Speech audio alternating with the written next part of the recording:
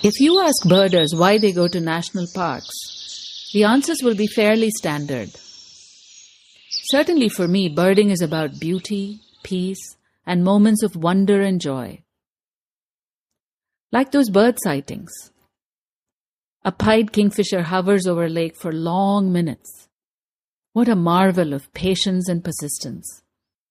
All for a piece of fish. A marsh harrier flies indolently in circles, doing nothing, you think.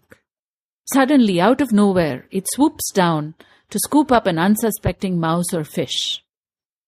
What a master of speed and precision. A male and female dusky eagle owl sit motionless on the tree, keeping vigil over their nest for hours. Moments like these offer what Hungarian psychologist Mihai Csikszentmihalyi calls the flow experience. When you forget space, time, when you forget yourself. That is the pleasure of nature. That is the pleasure of birding. Welcome to Bird Podcast. I'm Shobha Narayan. Every fortnight, we give you an episode about birds and their ecosystems. Today, we talk about Rajasthan. Myself, my name is Jatin Singh. Currently, I am posted here as a forester. I work in I met Jatin Singh at the Keoladeo Ghana National Park in Bharatpur, Rajasthan, which is arguably India's most famous spot for birding, partly because of its strategic location. It lies between Agra and Jaipur in the heart of the tourist circuit. The closest airport is in fact Agra, about half an hour away. Most tourists, however, drive 2.5 hours from Jaipur, which is what I did. Even for Indians who regularly go to the big wildlife parks like Corbett, Bandhavgarh, Kanha or Kabini, the Keoladeo Ghana National Park is different. It's special. For one thing, it is tiny. Just 29 square kilometers. In comparison, Ranthambore National Park, also in Rajasthan, home of the tiger, is 392 square kilometers, over 15 times larger. The second neat thing about Bharatpur is that you can walk through it. You're not cordoned off in those jeeps, which is how tourists experience nature in other Indian parks. Walking is a wonderful way to experience wildlife. As the poet Henry Reed said, the branches wave and sway through their secret gestures. Early bees assault and fumble through flowers. Encountering nature in this unhurried fashion gives it the respect it deserves. You see a bird, bee, or butterfly, stop and get to know it a little bit. Life is as it should be. the Keoladeo National Park was known as a Ghana. Ghana, it means a dense forest. The park has a strange spelling. It is spelled Keoladeo, Keoladeo, but is pronounced Keoladeo. Keoladeo refers to Lord Shiva, who is worshipped in a tiny temple in the heart of the park. Ghana, as Jatin Singh said, means dense forest, which is probably how it was. Most birders simply call this park Bharatpur, which is the term I will use in this podcast. वैसे तो official मेरा नाम अबरार खान है, लेकिन सब मेरे को भोलू के नाम से जानते हैं, तो मेरा पासपोर्ट भी भोलू अबरार खान के नाम से बनवाना पड़ा. Bolu Abrar Khan, or Bolu Ji, is a legend in Bharatpur. He has lived his entire life in these swamps and comes here every day. The story is that on the day of his daughter's wedding, the Bharat or bridegroom's party had arrived at his house, but Bolu was nowhere to be seen. He was in the park with his birds. I saw him on the main trail, a man of prosperous build with a pair of Swarovski binoculars given to him by an admirer. Bolu knows more about these swamps than perhaps any other living person. He says that Bharatpur's destiny is linked with water management. इसको एक दिक्कत ये है, अगर पानी है तो पूरे ये दुनिया का फेमस वेटलैंड है, तो पानी है तो काफी पक्षी आते हैं। तो मेनली तो आप ये देखेंगे कि इसको बर्ड हेरिटेज साइट बनाया इसीलिए कि भाई सबसे ज्यादा इस वेटलैंड में पक्षी आते हैं, और साइबेरियन क्रेन आते थे। During the monsoon, 15 species of birds breed here, says Boluji. The water level rises in the heronry, making it easy for the herons and painted storks to catch fish for their young. This is why Bharatpur is so important, because it lies smack bang in the middle of the flyway of the trans-Himalayan migrants. But first, the beginning. There was a natural depression of the water. So many variety of waterfall used to come. The wetland swamps of Bharatpur were formed millions of years ago when the tectonic plates shifted. Gondwana land crashed into the northern plates, creating both the Himalayas and the low land below. Rivers sprang forth, creating a marshy wetland area that was a fantastic resting area for migratory birds. The Britishers and the Maharajas knew this and used this natural depression to shoot birds, up to 4,000 in one day in 1938. Maharaja or Britishers, they made a plan to shoot the duck here. As Bikram Grewal and Bittu Sehgal say in their fantastic book, The Bharatpur Inheritance, the magic of these swamps is because they are like the Grand Central Station for migratory birds, as well as being a so-called designer sanctuary. They were crafted by humans to nature's high standards, and nature filled in the details exquisitely. So that's why they wanted to develop or create this park. So there was a Azan Dam very near to this park. So they built up a new Ghana Canal, which is right now lifeline of this park. When we need the water, water is released. Things are changing. In the year 2000, Bikram Grewal and Bittu Sehgal say that they recorded 130 species of birds in a single day of birding from dawn to dusk. Today, the bird count is about 375 species, which has dropped to 374 now that the Siberian cranes have stopped coming to Bharatpur. But more on that later.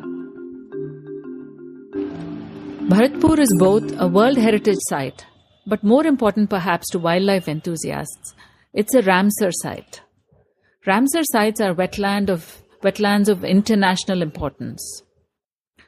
So far, some 2,200 wetlands all over the world have been identified. India has 26, including Wular Lake in Kashmir, Nal Sarovar Bird Sanctuary in Gujarat, about which we will have a separate episode, Chilika Lake in Orissa, and of course, the Keoladeo Ghana Sanctuary in Bharatpur. Here is a sobering detail though. Within Ramsar sites is a subsection called the Montreux record, in which sites which have ecological damage are recorded. This is a bad thing, because birds migrate using a genetic memory that goes back thousands of years. They do not respond well to ecological changes. In India, there are two wetland sites on the Montreux record. One is Lotak Lake in Manipur, which is the last refuge of the Sangai or brown antler deer. The second is Bharatpur. But we have native tree as well as kadam and other ficus trees. Due to lack of water, those trees are not... That's Jatin Singh again. He was my guide over the 2 days that I spent in Bharatpur. Which brings up the question, how much time do you need here? Well, Dr. V.S. Vijayan and Dr. Lalita Vijayan spent 10 years understanding the marsh ecology of Bharatpur from 1981 to 1991. For the average bird watcher, though, a couple of days is good enough, or if you're short for time, even half a day. Jatin is an intuitive guide with a great feel for the forest and empathy for the birds. Tall and slim, he grew up in the area.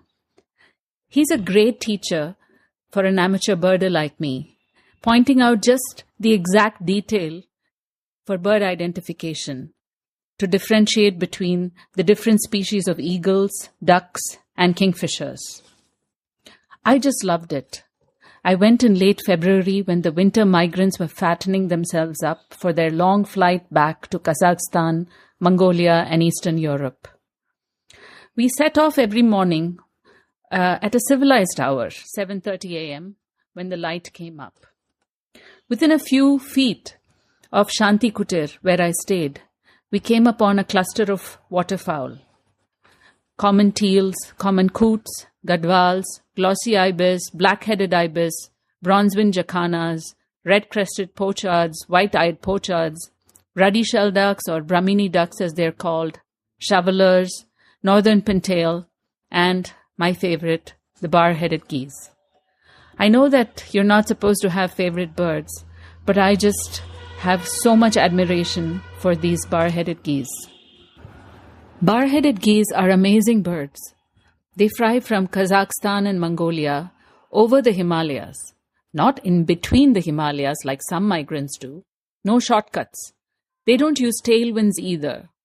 They fly over the Himalayas, reaching 21,000 feet, and end up in Bharatpur. Here they are, eating grass on the mounds, almost as if they are sort of avian cows. मेरा नाम Dilip Singh Rathore. Like most officials in the park, Dilip Singh Rathore is a bird enthusiast. He accompanied us with his binoculars. Along the way, we saw a monitor lizard. That lizard is used for in the olden time, it was used by the army to just tie a rope around it and they throw on the wall of the fort, and its grip is very good. During the time of Shivaji, said Rathore, the army would tie a rope around the tail of the monitor lizard, fling him over the fort walls, where the lizard would kind of cling on to the fort wall. The more they pulled, the tighter his grip would become. And using this for purchase, the army would climb over the fort. Rathore also told me a story about one of the two problems facing Bharatpur now. Both have to do with exotic species. One is the African catfish, and the other is a fast-growing plant called Prosophis Juliflora that is choking the local plant species. On one of the trails, we saw a group of beautiful village women. They have been employed by the park to pull out this plant by its roots and use as firewood. The irony is that the Maharaja of Jodhpur brought in this exotic plant to stem the spread of the desert. The Thar desert is spreading towards the east and they want to stop it. Somebody told them to bring that some type of the tree which can stop all this. So Juliflora was brought and spread by the helicopter in the western Rajasthan. You can just imagine men in helicopters obeying the Maharaja's orders and throwing down seeds to stem the spread of the Thar desert. Well, it worked. Juliflora is a fast-growing plant to the point where it overtakes native species. Today, the park employs people to keep Prosophis juliflora in check. In Hindi, this is called Angaraji Babul or Vilayati Babul, both of which refer to its foreign origins. Other local names refer to its use in fences. In Tamil, it is called Veli Katan. Veli means fence, Katan is protector. No matter what the name, this shrub is not welcome in Bharatpur.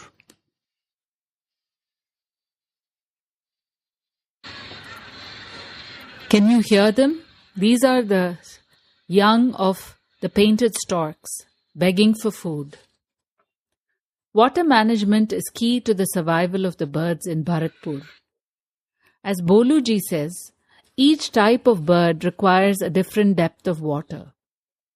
The northern pintails, for instance, upend themselves to search for insects, mollusks, and roots at the bottom of the swamps. They need shallow water.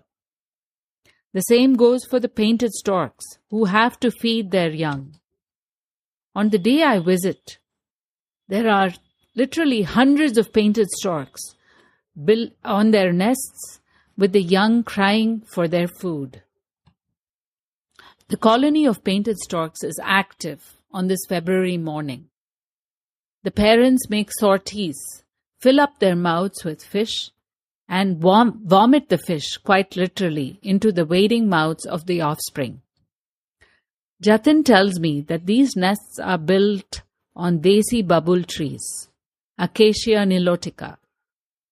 The painted stork droppings are full of acid, he says, and only the desi babul trees or Acacia nilotica trees can take the pressure of all the droppings of the painted storks. As it is, these trees look deathly white, perhaps because of the large number of nests on them. But now you can see if you come in August, September, you can see all green and tall grasses. When is the best time to visit Bharatpur? Well, that depends. The Indian monsoon comes in late June and July, engorging the water bodies and delighting the resident birds, which begin nesting soon after, all through August and September. By the time the migrants start appearing in mid-October, the residents are all done with their nesting and breeding. The migrants flock all through the winter. They start in October and go on, which peak in December, and all through late February and early March. In early March, they take off, flock by flock, always on a full moon night, says Jatin, so that they can see their way back to their far-off sites in Kazakhstan, Mongolia, and Eastern Europe. And November, grass goes down. And when much cold, and all leaves, finish, then until luckily. The grass that Boluji is talking about is called Paspalum diasticum. He wades into the water, breaks off a piece of it, and offers it to me.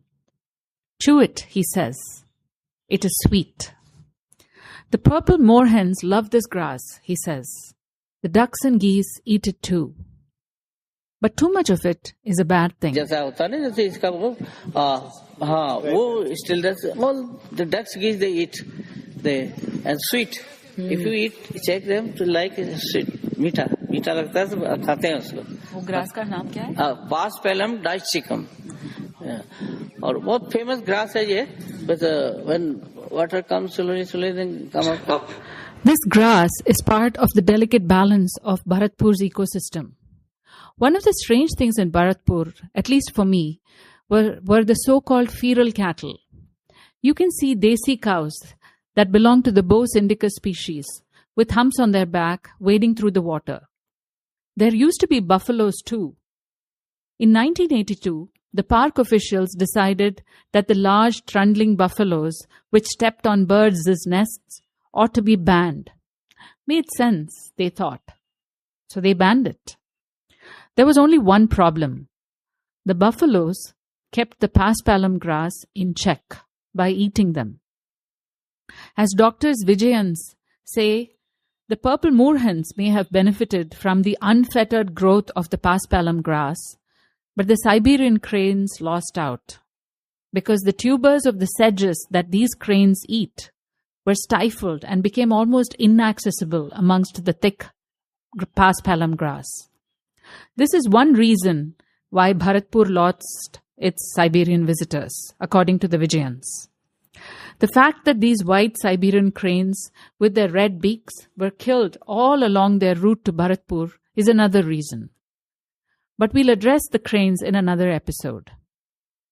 In our next episode, we talk about the other threat to Bharatpur's ecosystem, the African catfish infestation, and how the park officials are solving it. I'll also tell you about my favorite sighting in Bharatpur, a family of dusky eagle owls.